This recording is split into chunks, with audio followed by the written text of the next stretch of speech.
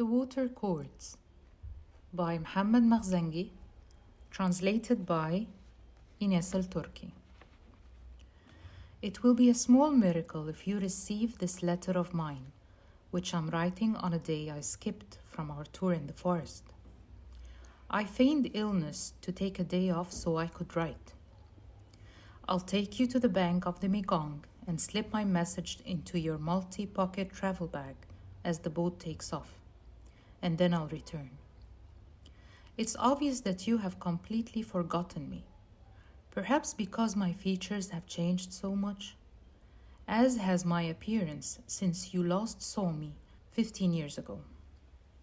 But I recognized you from the very first.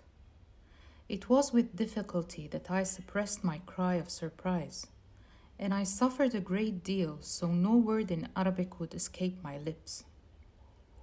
I remember you worked as a doctor in the Department of Neurology and Psychiatry at Mansoura General Hospital. When I jog your memory, you'll be surprised at my presence in this remote corner of the world. But I'll explain. As for me, I'll remain amazed at your arrival in this place. What's even stranger is that you don't seem to be working in psychiatry any longer. You're moving around accompanied by a photographer, suggesting the shots he should take, and scribbling brief notes in a small notepad. That's a job for journalists, most likely. And what does psychiatry have to do with journalism? And in this unfamiliar spot in the southwestern Cambodia, which many people in the country themselves do not know. Perhaps you've become a journalist. It's a strange career shift, but then again, you were also a strange psychiatrist. That is, you didn't behave like ordinary psychiatrists.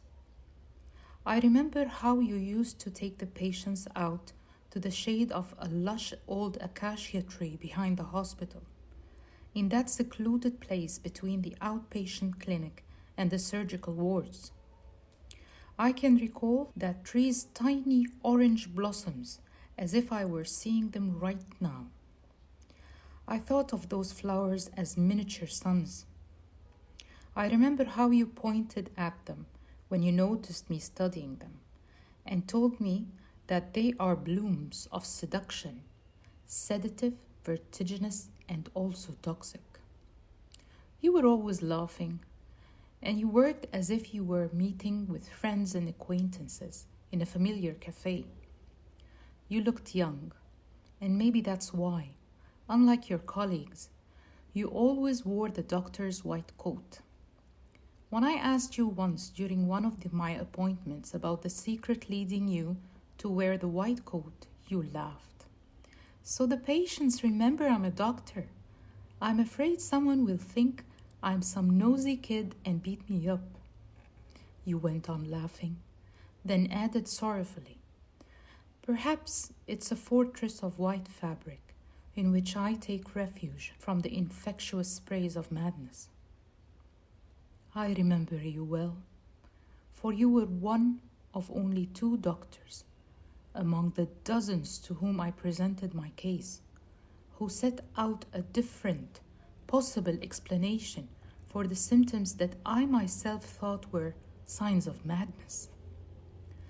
Perhaps you might now remember the case, which surprised you so much that it made you get up in amazement and ask one of your colleagues in English, perhaps his name was Ahmed or Hamdi, to take the rest of the patients so that you could devote yourself to the experience of an amazing case.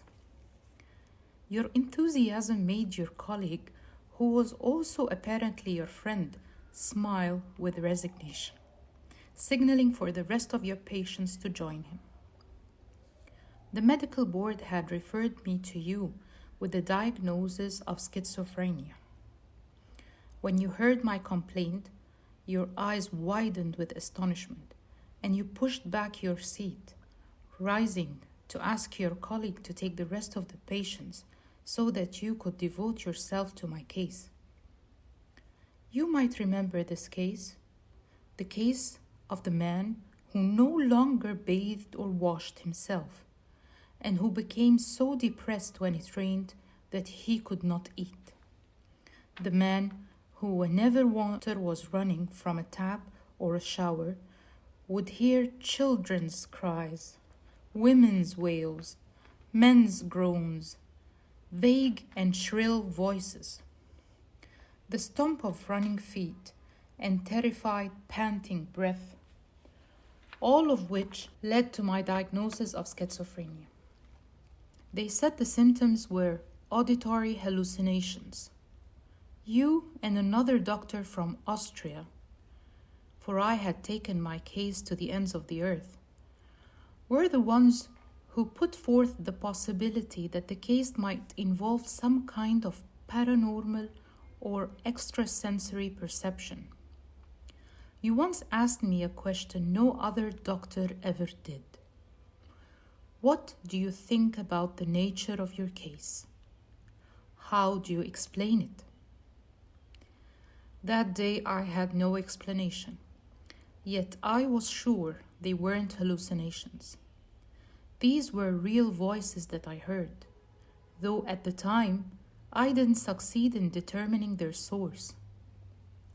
The higher committee of the medical board diagnosed my condition as advanced schizophrenia. And indeed, I had deteriorated to a degree that suggested the diagnosis was correct. I neglected my clothes completely until they became rags. If I didn't dare bathe and filth accumulated on my body, then why should I change my clothes, shave my hair, beard, and mustache, or cut my nails?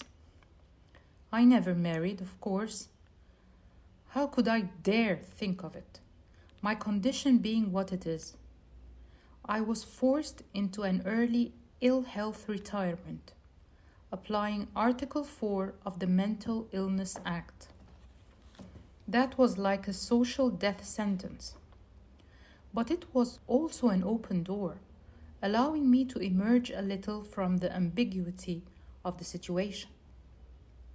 Retirement provided me with enough to live on, without the burden of going to work and suffering the consequences. I was an engineer at the Talha power station.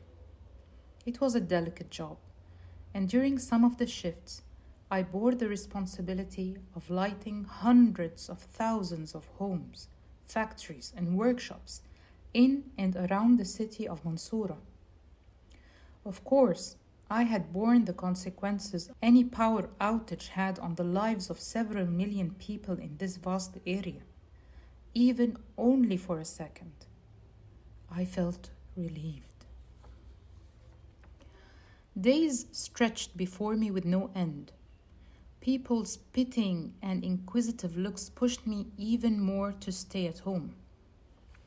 I only ventured out to buy necessities from the stores that remained open at midnight. Within my own four walls, I started the journey in search of an answer to the question you'd struck me with. What do you think about the nature of your case? How do you explain it? I'm an electrical engineer, and I've always been interested in physics. I was anxious to find an explanation for my case among the works of modern physics, which I found in the library of the Mansoura Faculty of Engineering, from which I graduated. The only time I changed my clothes to look acceptable and not appear eccentric was when I went to that library. But I didn't bathe or shower. Instead, I wiped my body with 555 cologne. Its strong scent nearly suffocated me, but it was enough to convince me that my smell wasn't off-putting. I didn't find in the papers on modern physics a thread that would lead me to anything. I almost gave up, surrendering to the idea that I was crazy, and that what I heard were simply hallucinations that didn't exist in reality. But then a fleeting idea suddenly lit up in my mind. I felt that I'd hit on an explanation nobody else had suggested, stemming from the simple laws of physics we were taught in high school. You know that sound consists of waves of compression and disturbance in the air, structures that flow around us and don't disappear or dissipate as most people think. It's energy that remains lurking in hiding places commensurate with its strength and compact space. It is embedded in the pores of the wood, in the cracks of the walls, and in gaps, wherever they are, and it's set free only when it's effectively pulled out once again. Herein lies the cross of my issue. When water comes out from the thin holes of the shower head or the sink tap, tightly compressed, or when the mass of the earth attracts rain showers, the water in these cases is like taut cords, which can vibrate with the faintest breeze or the slightest breath. In the case of a resonance box, its cords vibrate without being touched when a tuning fork is struck and then set against the wood of the box. The cords vibrate at the same frequency as the tuning fork. In the same manner, the vibration of the cords of water summons hidden sounds, bringing them out of their hiding places. Each vibration summons its counterpart. The cords of rainwater, as well as tap and shower water, summon with their vibrations the sounds of screams, cries, wails, and laments. The sounds causing my terror of water. I haven't yet been able to answer this question. I thought perhaps the place was only filled with hiding spots for sounds of sadness and pain. Perhaps there were no sounds of joy in the first place, or the sounds of joy were too weak to implant themselves in those delicate spots. I moved from one place to another in search of some location where the cords of water didn't summon sounds that terrified me. I left the house in Mansoura and moved to an old house we owned in the countryside near Sherbin. Then I left the Qahliya completely and moved to Alexandria. After that, I sold most of what I had inherited from my parents, as I was their only son, and left Egypt. I traveled west in Arab lands, as far as Tangier, and east as far as Salalah. I passed through Damascus, Beirut, and Baghdad, but didn't stay long. I traveled the northwest from New York to Gdansk. In Asia, I started from Izmir to Manila. Then Southeast Asia attracted me, and I finally found myself in Cambodia. I wandered with the remnants of the Khmer Rouge, touched by their call to ruralize the cities and escape from the yoke of imperialism by returning the whole society to agriculture. The poem's imagery was sweet, but the poet was extremely blunt and brutal. I wasn't required to bathe or wash in the midst of the commotion of ruralization and its reverence for the color of mud. When pressure increased on the Khmer Rouge, poetry evaporated and only platitudes remained. The remnants of the Khmer Rouge moved westward in the shadow of the Thais.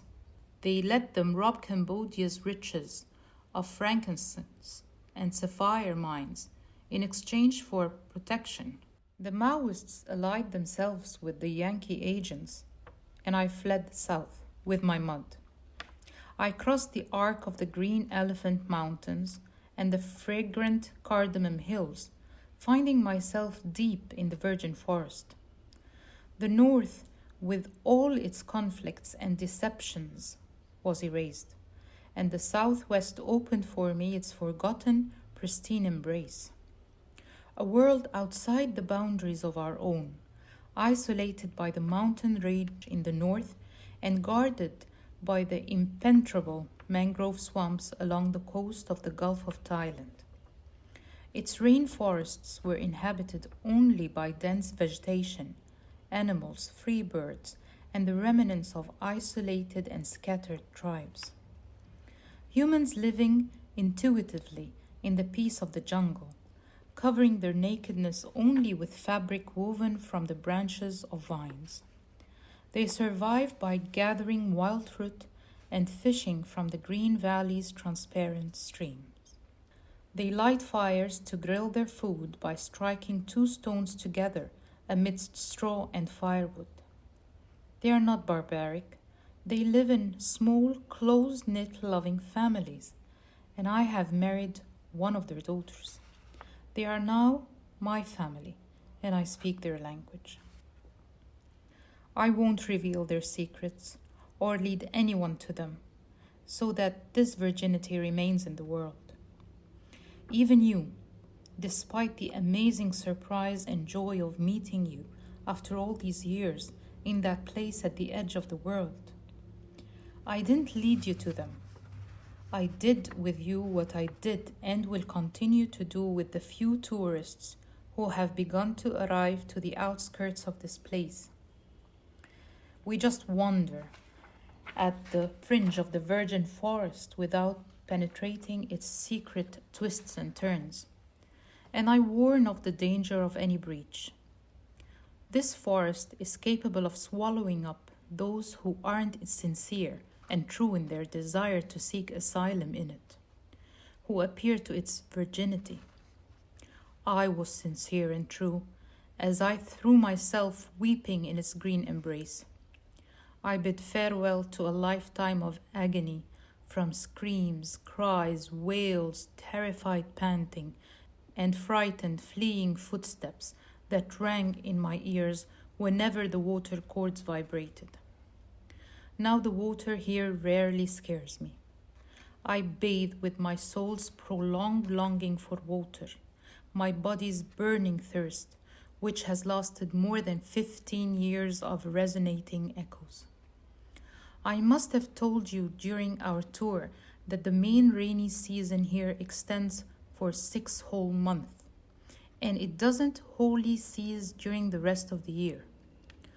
Half a year of brutal downpour, half a year of cosmic vibrations of the water cords, yet no sounds of screams or wails or even children crying reaches my ears.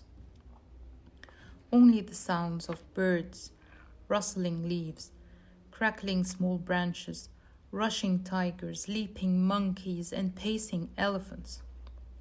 These are the sounds of the universe's resonance box here. They aren't live voices, they are what the rain chords summon. Birds and animals all stop singing or screaming, and perhaps even moving under this rain. What I hear under the rain is something from the jumbled sounds hidden within the pores of the forest. These sounds don't frighten me, so I can bathe whenever I want, even to the depth of my bones, from heaven's taps and generous showers. Outside the rainy season, nothing suits me more than bathing under the waterfalls that tumble down from the high springs, as if I'm confident of the innocence of what the water cord vibrations will bring here, and relish bathing without the old distant sounds of pain. I found a new beginning, which may explain my motive in writing to you. It may be to confirm my certainty that I'm healed. It may be a desire to glance at old memorabilia in remote, locked vault. And it's definitely nostalgia, or part nostalgia. I miss Egypt and Mansoura, but the sounds summoned by the water cords there terrify me. I yearn and hold back, and am undoubtedly tormented, caught between nostalgia and reluctance. The memories of my pain remain heavier than the repercussions of my nostalgia, while the virgin forest still grants me its generous solace. I have a hut in the twisted heart of the forest, reached only by the wings of butterflies and birds, and my wife's simple and peaceful parents. My food lies in clear streams and on the branches of bountiful trees.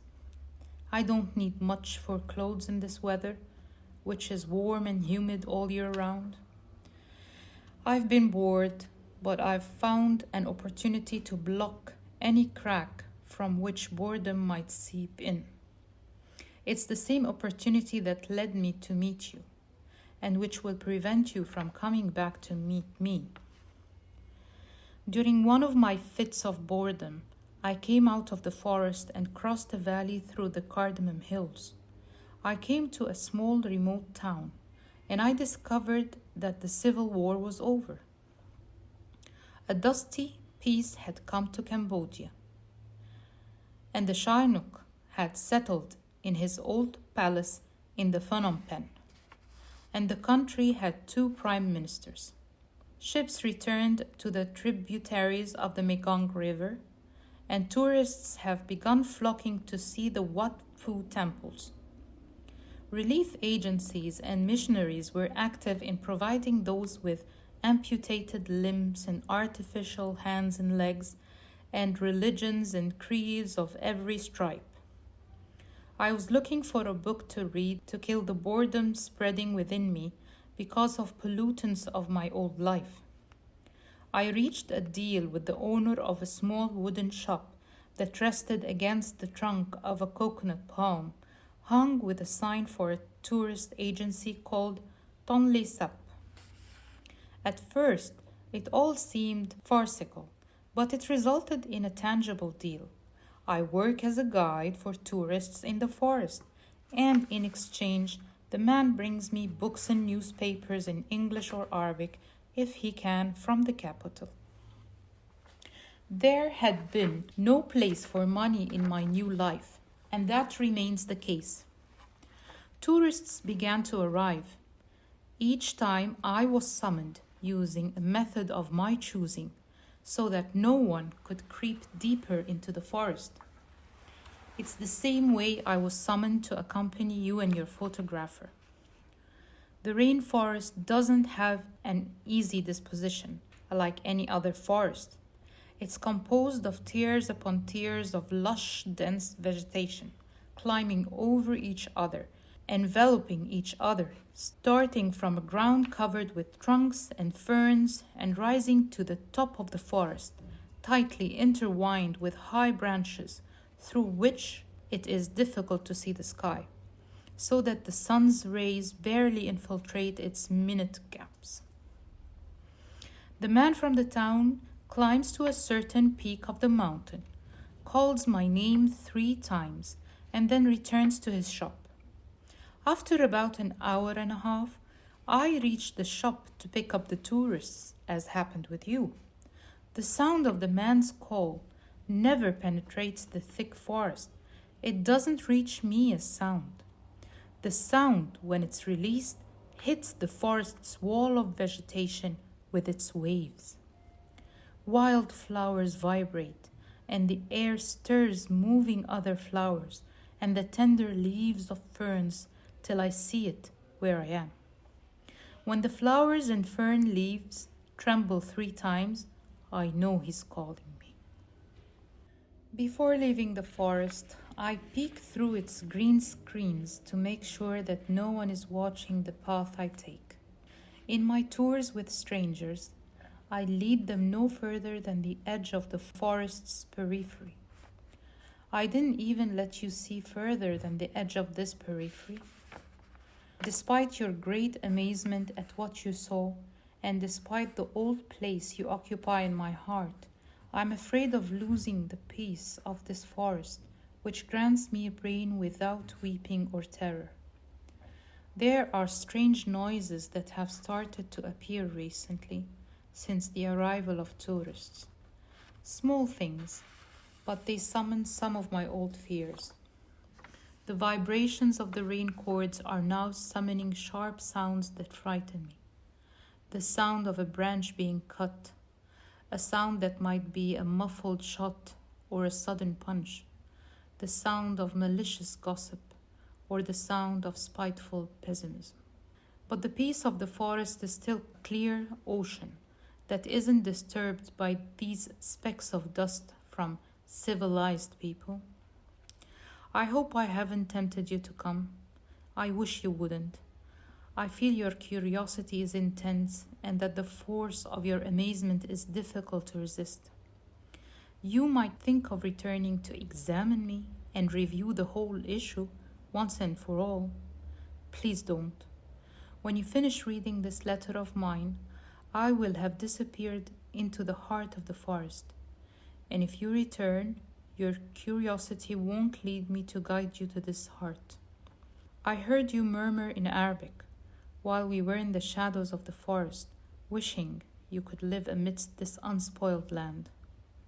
I know that you can't, and the forest won't grant you its tenderness unless you give it your whole heart, extend your roots in its moist soil, and live in harmony with its branches, birds, animals, and even insects.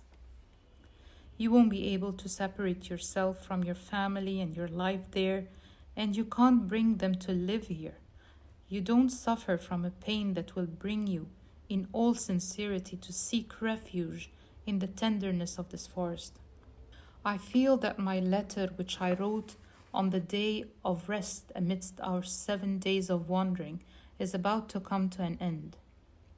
Writing it, just writing it, seems to have contained the justification and motive for writing, because I feel a great comfort now. I don't want to be the cause of anxiety in your soul, which I don't doubt is confused.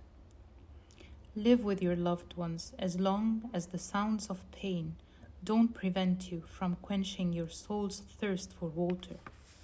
And if you envy me, growing weary of your world, yet can't come to the forest completely pure, and you won't be able to do so, then stay there and close your eyes on what remains of the fringes of this forest within your soul. The end. Narrated by Enas Nassar.